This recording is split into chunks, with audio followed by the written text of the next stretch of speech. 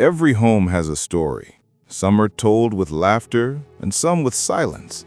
But there's one story about a chair that was never truly empty. This is a story of love that never leaves, the empty chair at the dinner table. The evening sun painted the sky orange, and laughter filled the small dining room. A father, a mother, a teenage boy, and a little girl named Lily sat around the table. The aroma of freshly baked bread and soup filled the air. It was their favorite time of day, dinner together. Every night they shared stories: who scored a goal in school, who forgot their homework, and who stole an extra piece of cake.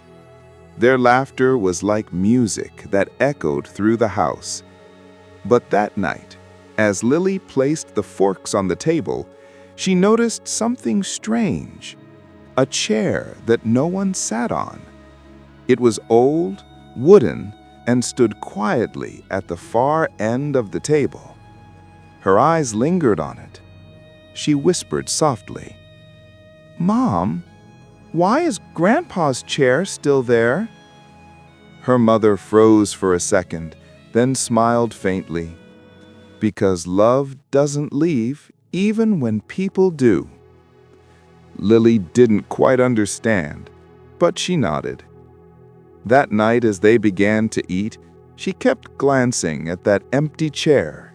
The next evening, Lily couldn't stop looking at that chair. It wasn't just a piece of furniture anymore. It felt alive, as if it carried whispers of the past. She could almost imagine her grandpa sitting there, laughing softly as he told his favorite stories.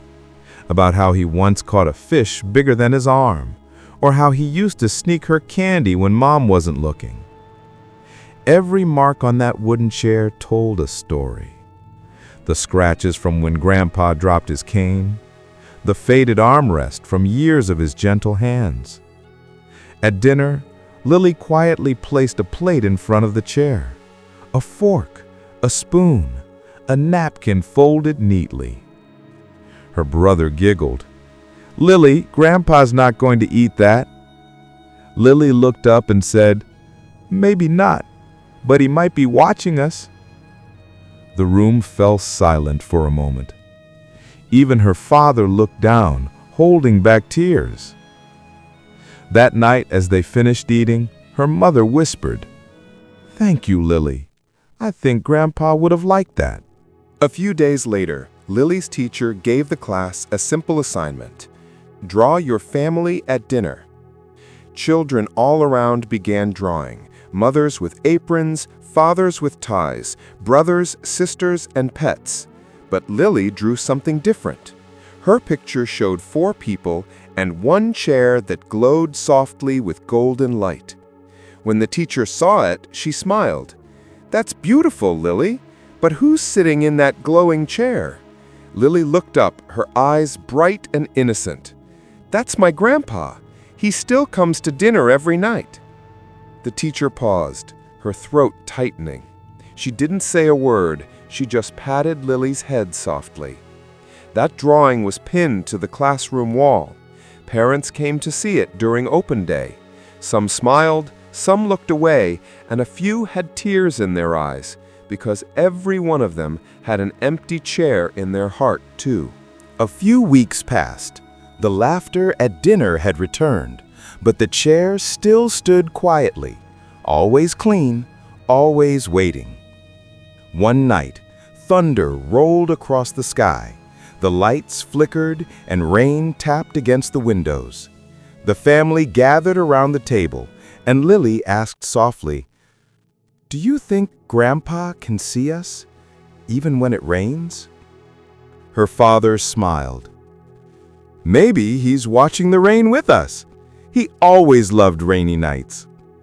They laughed gently, remembering how Grandpa used to sit by the window, humming an old song while the raindrops danced on the glass.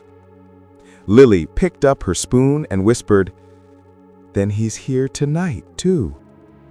Just then, a flash of lightning brightened the room, and for a brief second, The candle beside the empty chair flickered, as if it nodded back at her. Everyone fell silent. No one said a word, but everyone felt the same thing, a warmth, a quiet peace, as though Grandpa truly was sitting with them again. The next morning, Lily's mother was cleaning the old cabinet near the dining room. She opened a drawer she hadn't touched in months. Inside, folded neatly, was an old letter, written in Grandpa's shaky handwriting. She froze. The paper smelled faintly of his perfume. Her hands trembled as she opened it. The letter read, "If you ever feel sad after I'm gone, don't cry for too long. Sit together, eat together, and keep my chair at the table. Because love isn't meant to be buried, it's meant to be remembered." Her eyes filled with tears. She called Lily and her husband. When they read the letter, the room fell quiet again. Lily whispered, He knew we'd keep his chair." Her father nodded. He knew our hearts.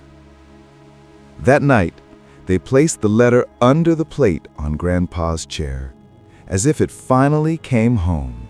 It was December, the first holiday season without Grandpa. The house was filled with decorations, but there was a quiet ache under all the lights. Lily's brother hung the ornaments. Her father cooked Grandpa's favorite soup, and her mother placed a small candle on the empty chair. When everyone sat down, the chair seemed to glow softly in the candlelight. They began eating, talking, laughing, remembering. But halfway through dinner, Lily noticed something. The flame beside Grandpa's plate flickered higher, like a small heartbeat in the dark. She smiled. "Merry Christmas, Grandpa." Her father's voice broke a little. "Merry Christmas, Dad." For a moment, the whole room felt complete again, as if no one was missing anymore. That night, Lily dreamed. She was sitting at the same dinner table, but this time, the empty chair wasn't empty. Grandpa was there, smiling. The candlelight shimmered softly around him. "You kept my chair," he said, his voice calm and warm. Lily nodded, tears in her eyes. "We missed you, Grandpa." He chuckled softly. "I was never gone, sweetheart. Every time you laugh, every time you sit together, I'm right there with you." Lily reached out to hug him, but her hands passed through the light. He smiled again. "It's time to wake up now." The next morning, she woke up crying, but smiling too, because for the first time, she truly understood what her mother meant when she said, "Love doesn't leave, even when people do." Months passed. The house changed, the children grew, but the chair, it always stayed. Every dinner, they lit a candle beside it. And every night, the flame danced softly, as if breathing with them. Sometimes guests would ask, "Why do you keep an empty chair?" Lily, now older, would smile and say, "It's not empty, it's full of love." The camera would pan slowly across the table, the laughter, the stories, the warmth. And there, in the corner, the candle burned quietly, steady and peaceful, like a soul that never left.